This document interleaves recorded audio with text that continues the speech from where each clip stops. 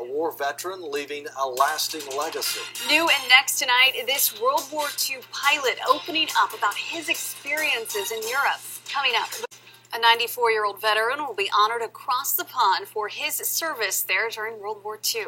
A museum in England reaching out to his family to make sure his legacy lives on. Ray Price tells his story. James White was working at Brookley Field Air Force Base in Mobile, Alabama, when he was recruited for the Air Force. He went into the 468th Service Squadron of the Army Air Corps Supply and was assigned to the 361st Fighter Group, the Yellow Jackets. The 8th Air Force got credit really for just about winning the war. Now they flew a lot of missions over there. Now some of our crews flew 4 missions a day. In 1943, the 361st was stationed at Bottisham Airfield in the English countryside.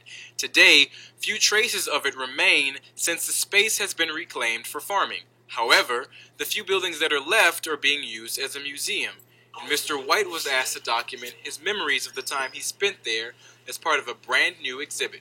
It's a great honor. A lot of veterans didn't get that honor, and I'm glad that he's able to experience this before he passes away. Since he spent much of his time servicing the planes, White never could have imagined flying one on his own. It's an adventure that more than half a century later still puts a smile on his face. The pilot says, I need to take me a little nap. Said, how about sitting down here and flying this thing for me a little while? And he showed me that mantle, that thing up there where all the instruments was, showed me what I was supposed to do.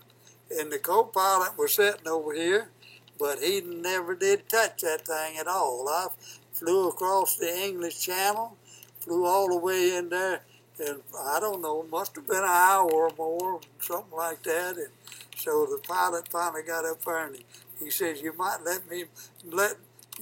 better let me set it down. I said, by all means, I'll let you set it down. So he got up, and that's one of them stories that you don't believe, but that actually happened.